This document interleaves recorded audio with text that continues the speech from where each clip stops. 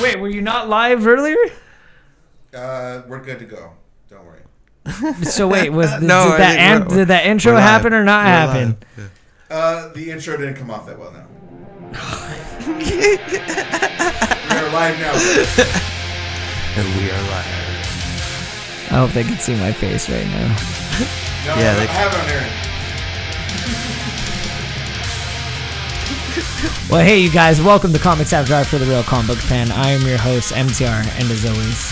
acidic Aaron. Well, I mean, not as always. Not as always, but back in action. Slightly... Yeah, there you go. Aaron's been MIA, but now he's back, better than ever. We built him stronger, faster. And fatter. Slightly. It's not our fault, though. No. I'm getting back to the gym. What do you think of our new intro song? I like it. It reminds me of I don't know, a lot of new age metal bands. I was gonna say like some anime intro, doesn't it? No, yeah, I could totally see them running on the boulders. Yes, that's what I'm thinking. Yeah, the jump explosions, right up face and everything. So today then three of them jump at the camera, and then it starts. That's when it ends. There you go.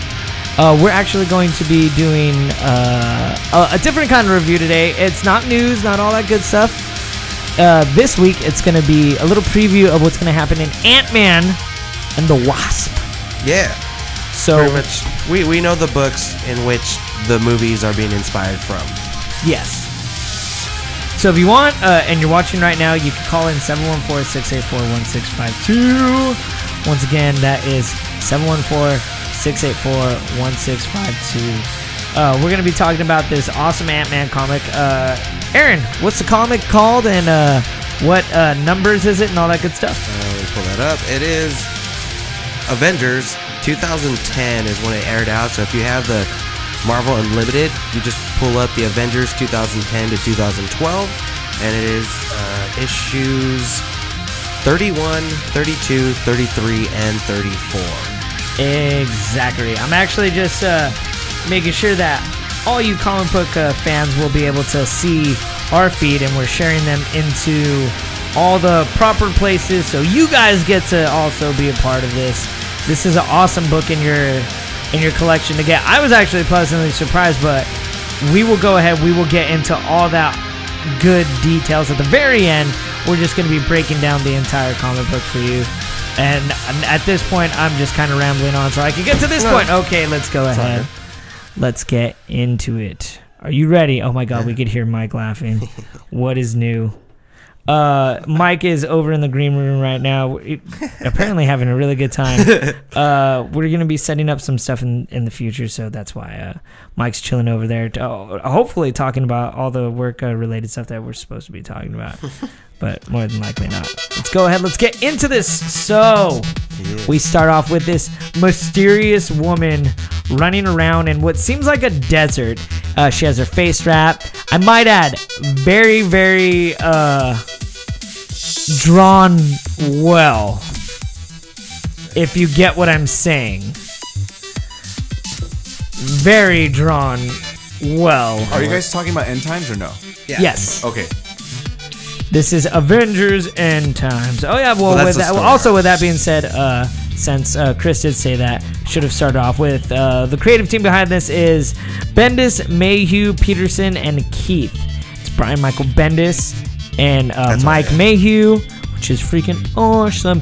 I can't get into. Well, Bendis is now writing Superman. For DC, yeah. I know. I need to jump on that. Which is, it shows how much of an artist he is. He has to expand and move on to new things because he's done everything he wanted to with the Avengers and like all the other characters. It's just time to part ways. Yeah. Especially with Iron Man and stuff. He did such a great job. Yeah. He did. This is. We'll get into it at the end. I'm not going to get into full details. But so we actually jump off into Avengers Tower, where Captain America is kind of analyzing everything from what just happened in Avengers vs. X-Men. So from there, Wonder Man comes in, and he's like, "Hey, I'm sorry for everything that happened when we were facing the X-Men." And Captain America's like, "You know what, dude? I don't even want to see your face here. You need to leave." He's like, "Just get out of here. We don't want your help." He's like, "No, but..." Wonder Man's like, just let me. And Red Hulk just comes and freaking sucker punches Wonder Man. So they end up going down to the ground and tussling out for a while, and Wonder Man actually takes on Red Hulk and gets him in a lock. Well, yeah, because Wonder Man is pretty much pure psychonic energy, and he can literally take a psychonic form. And in the Avengers vs. X-Men storyline, or the tie-in, he pretty much felt that the Avengers were causing too much problems that were coming back and affecting people. So he felt like it was the right thing to dismantle the Avengers, and that's why he attacked all his friends. So he was a little crazed at that point, and now they're telling him, get out of here.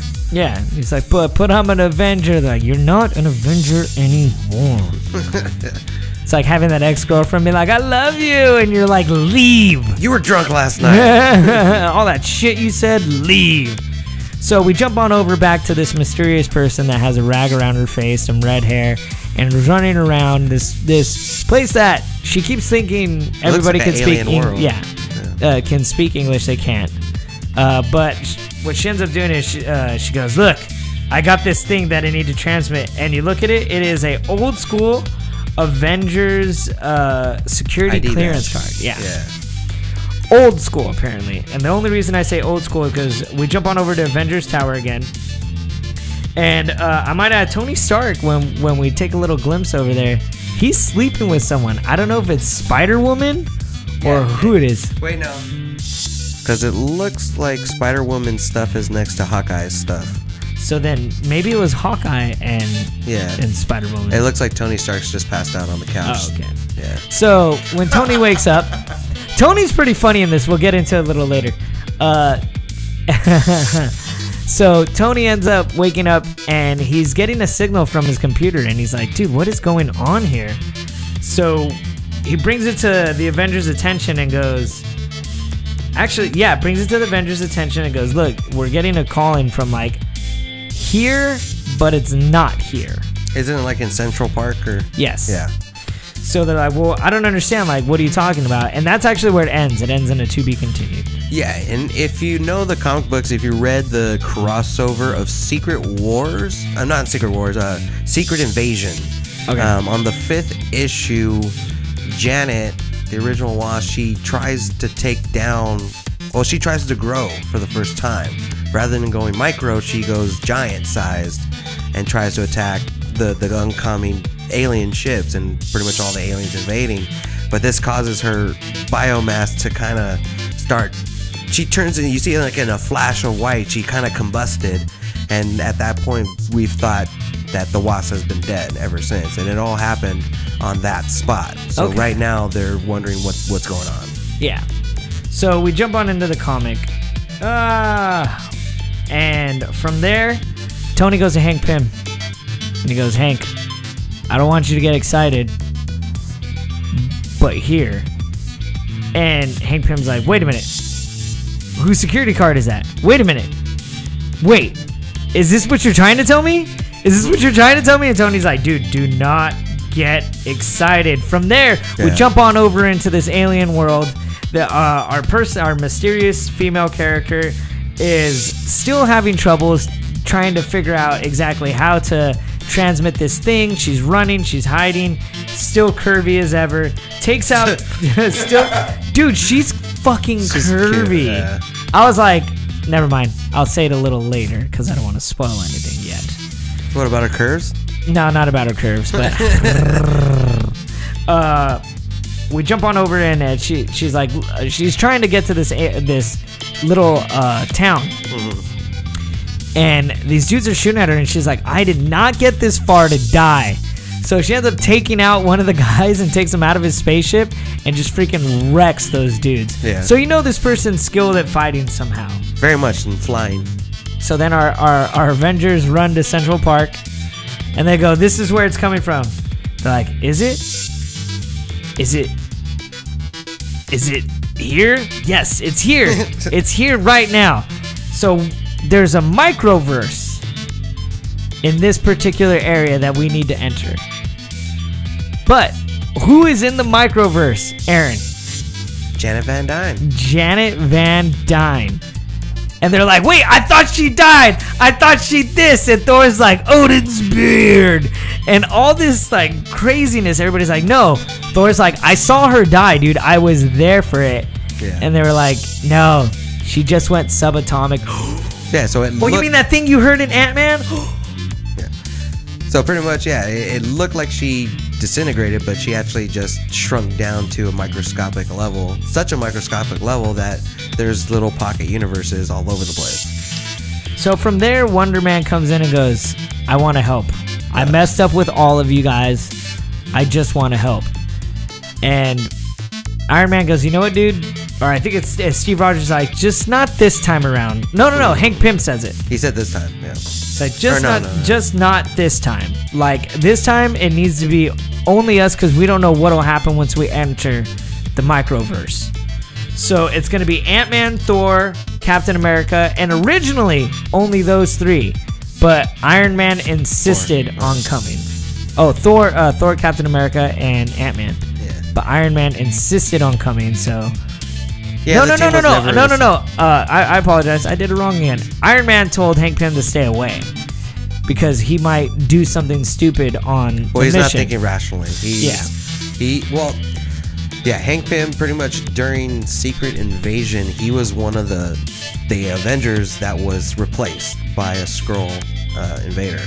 So the person that poisoned him was the Hank Pym. Yes. He gave her the particle, so he felt responsible that he wasn't around to save her, and it's because of the trust that he had with her that was manipulated by the Skrulls that led to her death. Yes. So he's never thought clearly when it came to Janet. Like in the comics, he gets abusive, he drinks, he hits her. Like there's been a lot of bad moments where like Captain America beats his ass.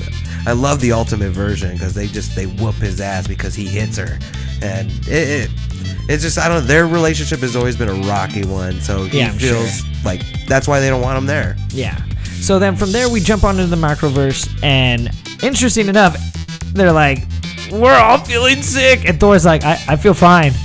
And Hank Pym's like, of course you feel fine, like you're a fucking god, you ass. But they go, all right, we're finally at this place where they need to be. The environment. And come to find out, there she is. Is it Janet or Jan? It's Janet, right? Janet, yeah. Janet's standing there in all her curviness again, and goes and kisses everybody on the lips, which I thought was weird. Kisses Thor.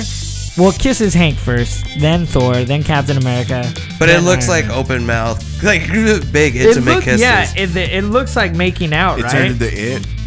Yeah, exactly.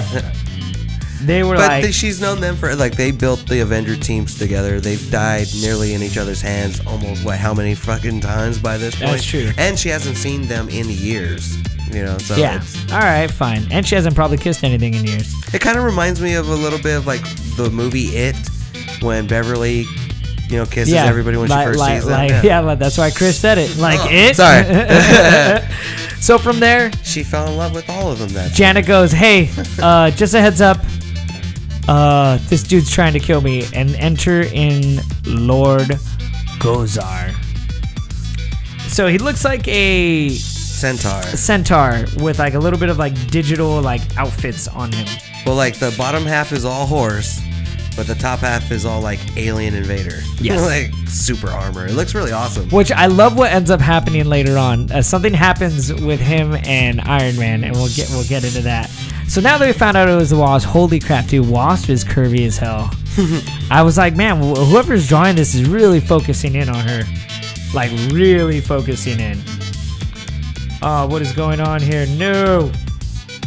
So my phone is now crapping out. Yeah, and all the while, the Avengers are parked out. Like, we got the Thing. Oh! We got Daredevil's now there. I think Iron Fist is there. No, they're all involved, but basically what ends up happening is Red Hulk and Vision are protecting the microverse. Yeah. Their little area. And no one step here. Yeah. Nobody come here. They're like, man, we're starting to bring in a scene. Like, people are looking at us. They're like, hey. And Red Hulk goes, where's Wolverine? And Vision goes, he went on a bathroom break. And he's like, that was 9 hours ago. He's not coming back. He got bored, yeah. So, yeah, Wolverine's like, I'm not freaking hanging around here. So, well, at the time, too, Wolverine was on the Avengers, X-Force, X-Men. and always on his own missions. So he's like, Yeah, how do you always do this, Wolverine's like, it's my secret mutant power, multitasking. Well, that was the other thing he said when he came back. So they go, where have you been? And he's like, bathroom break. For 9 hours, he goes, it's my secret mutant power. He always says that shit. He says it. It's freaking awesome. Oh, I don't know why my phone's starting to crap out on me all of a sudden, so I can't get into the car. Oh, there we go. Aaron's going to hook it up. Thank you, good sir. Just swipe. Swipe, and swipe some more. So what I'm going to do is I'm going to change these to full page, man. So so it's great. They're like, hey, Jarvis, what's going on? And they're like, oh, well, oh, perfect. Oh, or not. Or maybe. I got it. Yeah. There you go. There we go. So they're like, hey, Jarvis, you know what? I'll hold it. I don't even care. Here. Hey, Jarvis. They're like, I think we all might be replaced later on. And Jarvis is like, except for you, Jarvis, you're fine. So jumping back into the macroverse, microverse. Right? What would be the macro? And macro's big, right? Macro does you have to magnify into it. So that lenses are called macro, but micro is usually when you make something tiny. Yeah. So it's kind of the same stuff. There we go. Yeah. Aaron made me feel good. So the Avengers are trying to take out this Lord Gozar. And the first thing Janet says to Ant-Man, don't go giant. You're going to get sick here. And he turns giant. He starts feeling like crap. Never listens. And they take him out. They take him out real quick. From there, of course, because Giant Man's like the big one there, once he gets knocked out, that's it. He's screwed. Well, all these little alien ships come and swarm in on him. So it's like a bunch of bees with laser beams. And then Iron Man's trying to use his suit, but he can't because it acts differently within the microverse. And then from there, just Captain America gets rocked, and Janet tries to help. It doesn't work out. Jumping into the conversation I just had, Vision and Red Hulk are like, hey, man, like, he's not freaking coming back. But then this new chick comes in from S.H.I.E.L.D. And they're like, what's going on here? And they tell her, like, hey, we're trying to help out. These Avengers are on a mission. And she goes, we need to call, like, Protocol 10. We need to quarantine this area. And that's where it ends at that. Calm down, Mariah. There you go. Is it Mariah Hill? Yeah, right? I want to say. No, it's not. Maria Hill comes in later. Oh, okay. I promise you. I was a little ahead. And it's kind of funny that Aaron says that because later on in the comic, they do talk to each other and they go, I like your haircut. And you realize they both look like each other. So, Thor wakes up and they find out that they are prisoners within the Lord Gorzon's little compound. Oh, it was Quake. That's what it was. And they, from there, Janet actually explains exactly what happened when the fight went down in Secret Invasion. Ant-Man finally wakes up and he goes, look, dude, like, I feel the most guilty. And it's like what Aaron said. He's like, my clone was the one that fed you. And he's like, well, why would you think that I'm mad at you? She's like, Janet, you get mad about a coffee mug in a sink. How are you not going to get mad about this? She's like, that's the least of my worries. Like, I'm just glad to be with you. They go, where's Iron Man? And Janet goes, if I know Lord Gorzon, it's that he's trying to take off the suit off of Iron Man because he wants it for himself to sell. And it jumps on over and you see Lord Gorzon with Captain America's shield beating him and being like, take it off. I want it. And Iron Man goes, all right, I'll take it off. But here's the secret to get it off. What? Lord Gorzon leans in as close as possible. What? Right next to his chest cannon. Yeah, and just bam, just shoots it off. So basically, Iron Man has a plan. So from there, jumps on over to Thor, and Thor's like, all right, that's our signal. Let me call back my hammer. Calls back his hammer, and that's it, dude. That's the end of that issue. They're about to escape. Yep. Oh, yeah. Because you see the hammer going, and it's just like a bunch of battleships sniping in on everybody. I might add, it's just pretty chaotic. It feels so weird reading this comic and like used to Thor and Iron Man and the way they look in like the movies, and now looking at this, you're like, oh, they look kind of wonky. That is funny. Yeah. Yeah. Well, there's a cool scene too where Iron Man is holding Cap's shield and using it as a shield. Yeah. Which doesn't make much sense because his suit can take it, right? Yeah, I would assume so. But remember, the suit's having issues right now. True. So maybe that's why. Well, it does seem like the Macroverse, it has its own set of like rules. You know, like the fundamentals. Like you may be able to breathe underwater. It all doesn't really make sense here. Yeah. You know. Yeah. Is he wearing a nanobite suit? No, Yeah. not at this point? No, he's not. Okay. I believe He doesn't so. have no. Oh he no, doesn't he have had that to one revert yet. back. Yeah, because after That's when it's the Invincible Iron Man, and that was a few years later because this is in 2012. So the liquid or like the nanite ones. I've been reading so long. I That's to, like keep track. That's like 2000. I want to say that was like last year or the year before, dude. Because Invincible Iron Man's only on like 20 or 30. Well, because I know when the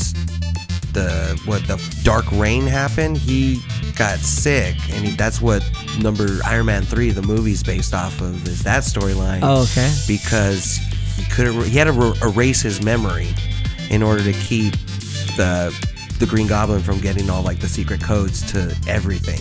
It's the only reason why the Green Goblin only had the one suit of armor. Is because he was trying to get into his vault of everything else. And in order to keep that secret, he wiped his brain. Wait, whose brain? Iron Man wiped his own mind from like all the memories. So he had to go, and he set himself clues. He had to go and find. So he had to pretty much degrade himself to the older set of Iron Man suits because he couldn't just to keep up, because everything he moved on to like keep it connected with his mind. That was the big change for him, and then he moved on to the nanobite stuff. Yeah, which I might add, I didn't like the suit when it first came out, but it looks pretty cool now. But the new one? Yeah.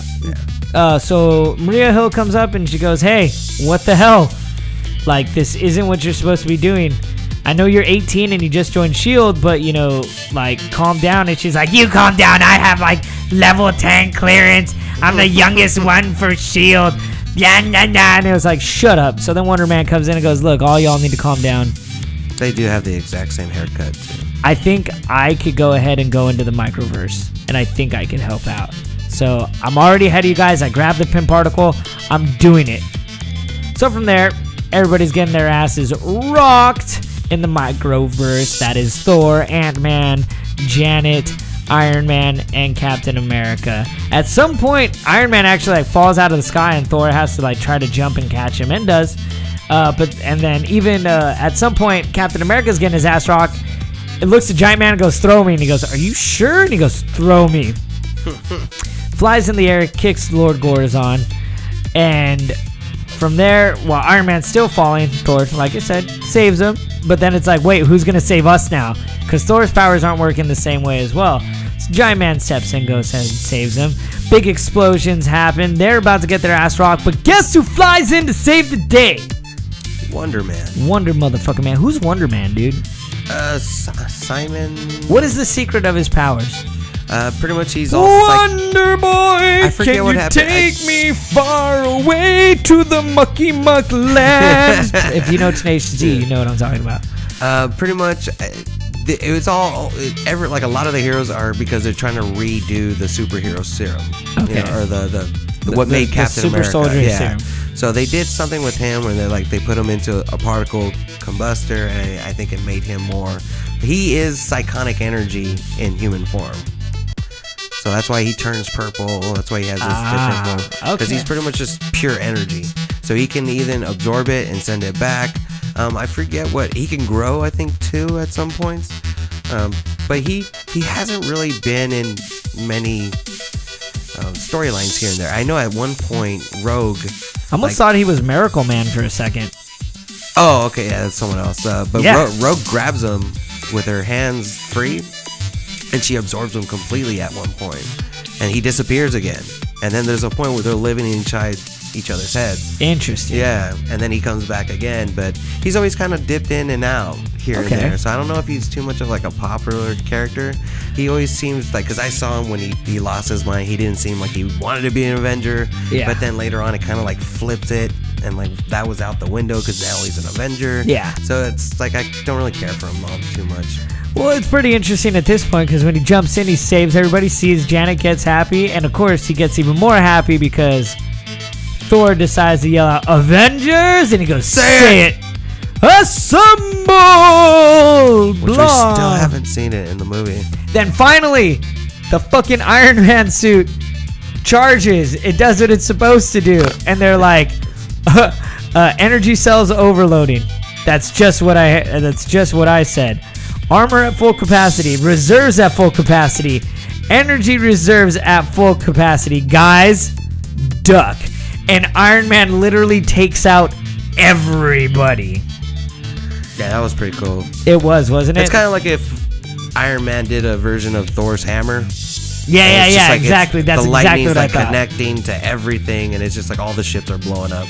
So they take out Lord Corazon, and they're like, yeah, you know what? Like, we're good.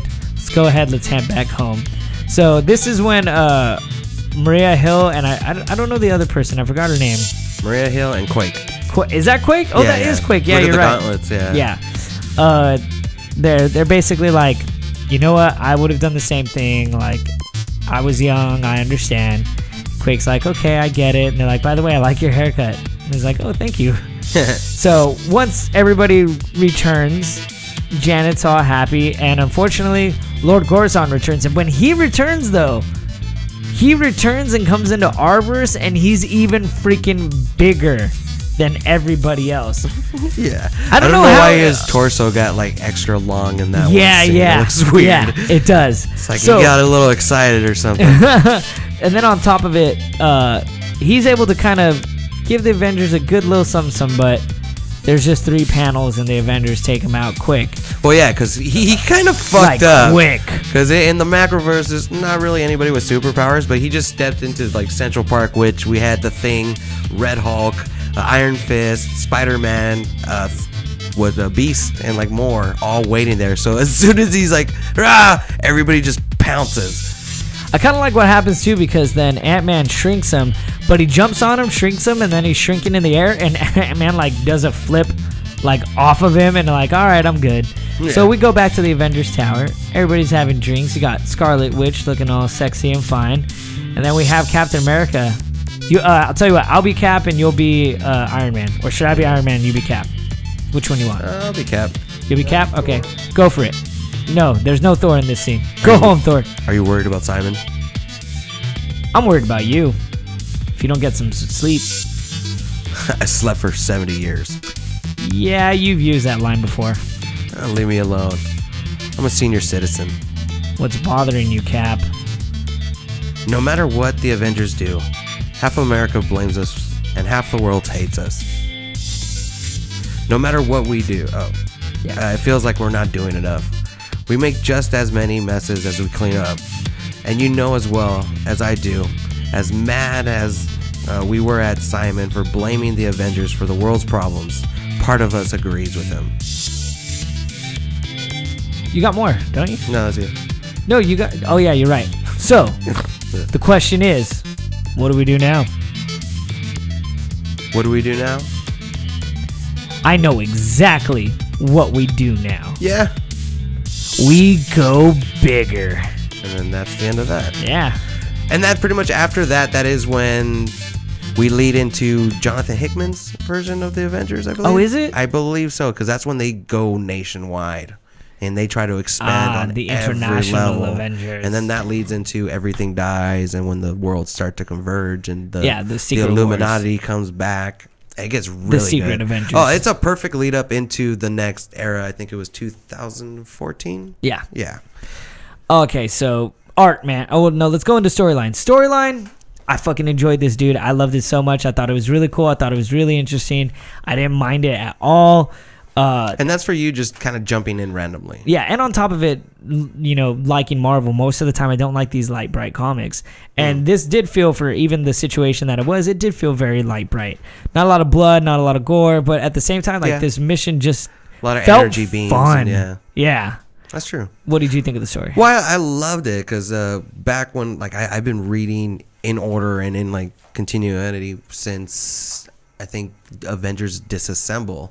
So it goes from that to Secret Wars, or Secret Invasion, where you see Janet die, or which we all thought she was gone. So it was, I think, 3 or 4 years or even more till we saw her again in the comics, which was after Avengers versus X-Men. So it went from Secret Invasion, and she was gone from then to after Avengers versus X-Men. So seeing her back and seeing her with the team, that moment where she kisses everybody. That was a little weird, though. It was a little weird. For me, not seeing them and like knowing their history, you understand completely. You know, and that's why it was such a good moment, even though it kind of become cheesy when characters die, then maybe they should, stay dead. But it's I always agree, man. nice They to always see come him back 3 years later. They always Yeah. come back 3 years later. I don't know why. It's always nice, though, to see him back. The art, I will say, was very inconsistent, though. There were times where I think they scenes had a feel few different very writers, detailed. Artists, Yeah. yeah, and then there was times where it was just like when in the real world, it was kind of like wonky. In like the microverse, it was detailed. Yeah, it was weird. So I think they had different artists, I think, for it, and that tends to happen with Marvel, where Yes, it does. they stretch their artists kind of thin, and then you end up having. I hear they don't pay nearly as good. That's what I hear. I hear DC pays really good, but for writing, they're not the greatest. And I hear with Marvel, they pay their writers really good. That's why you notice, like, but the check's Colin always clear, Bunn. is what I hear. Yes, Yeah. that's exactly. Whereas like yes. DC. Oh, you were there for gotta that be- conversation too? I think I read it somewhere. Yeah, I where, heard- like they'll pay you, I but heard it in person. sometimes you might not. It might not clear because Yeah. they try to. It's hard, man. I heard the same. I actually heard that in person from Yeah. an artist. Well, that's it's a hard life, and to be an artist, it's the first thing I read because I did the writing thing and I've done a lot of things and I still try to pursue it, but if you want to consider your artist, you just got to get used to one thing: being broke. Yeah. Yeah. But I will say that the art was, other than being a little wonky at times, like it was good. Whoever did the microverse versions, and when you're saying like, fuck yeah, beautiful. Janet looks curvy. Or Because even whoever that drew her, she looked good. Oh yeah, she looked really and good, very beautiful, sexualized. Yeah. And like when they had her face wrapped in the garb, Yeah. it reminds me of that National Geographic cover art where it had that girl and her face shows. Yeah, and she yeah. had the beautiful green eyes. Yes. It was kind of like as if they took that and kind of went with it. Yeah, I almost feel like they based Silk originally when they wrapped her face off of this as well. Which I know you don't like talking about the movies, but supposedly they're going to bring Silk into it. I know. I heard. Yeah. I heard. We'll see. I don't know if they can pull it off. I don't think so either. The only reason why it works is because like comics, you try to stretch it thin, but it seems like Sony, all they're gonna have is like 8 different Spider-Man like characters. Well, what my idea and was, for movies, that's not gonna be entertaining. maybe somehow they'll like make, since it's like a cartoon universe, maybe like it'll like come into the real universe somehow. I don't know. I don't know. We'll see. They're it's gonna trying be a little different weird. things. It's gonna look. I love Silk though. I love Silk. If they pull off Morbius, then we'll know how or even wait, Venom. who's Morbius in? You haven't heard this? Jared Leto. They got him to be Morbius. Jared Leto's Morbius? Yeah. No shit. Yeah, they're gonna do the whole like anti-hero kind of thing. Are you sure it's not Jake Gyllenhaal? No, it's Oh, well, good on him. same one that did Joker. Yeah. Well, yeah, I was gonna say he doesn't want to do Joker anymore. Probably they're like, screw Marvel later. I don't know if that's not the best idea for them. Like DC's fucking up with that. Yeah, I know, but let's not talk about that. So yeah. I suggest picking up this comic. This is actually gonna be a really fun one to have in your, just randomly in your arsenal of graphic novels, man. What do you say, Aaron? No, I love it, especially if you like do the whole series, and if you read Secret Invasion, then it's perfect to pick up this one because then you see her come back and pretty much discover where she's been the entire time. Yeah. And if you're curious about the next upcoming Ant-Man movie, I have a feeling this is what they're pulling from. Yeah. Janet's been missing. They didn't say how she went missing. They kind of said like, oh, you got to be careful because if you go too small, you can get lost. Yeah. And then disappear or go through So, the planet. not only do I know some of the details, but Chris and I will be heading to Disney Studios. Ooh. So we'll be there after we record this. We'd already saw an Ant-Man, and what I will say is it's an interesting post-credit scene. Really? Okay. That's what I'll say. That's it. So make sure to go ahead to. Yeah, those post-credit scenes haven't been as good. This is very interesting. All right, Very good. interesting. Make sure to head to rathouse.net, click on the Audible link, and get one book free, as well as one book free and 1 month free with that book. Well, pretty much the subscription, the way it works, you pay for the month, but you get 1 token per month. So it's pretty much a free. Well, you get book. a free month, yeah, and then after. But that. even after you cancel, you can actually just do it, get the token, cancel, and you still get to keep the book. Yes. Yeah. So go ahead, either head on over to rathouse.net or click on Audible Trial. Go to audibletrial.com/RHB. Over 180,000 books, including Michael C. Hall doing Pet Sematary for Stephen King. Yeah. Dexter is doing the audio for Pet Sematary. He's doing it right now, so He's it's not out doing it yet? right now. It's out. It's out. Down. It's out. That sounds great. Dude, check it out. Yeah, that'd be great. It's like just listening to Dexter all Yep, psycho. Yeah. exactly. But damn, dude, Stephen King's it. That's what? How many hours? 44. 44. Fucking A. Yeah. Great work though. It's awesome, isn't it? Just these audio people, the way they speak and the way they just say very point. It's amazing. All right, you guys, make sure to follow us on Instagram, Facebook, and Twitter, Comics After Dark. I'm your host, MTR, and as always, Cynic Karen. Remember, we're going to see you at Comic-Con. Later. Yeah.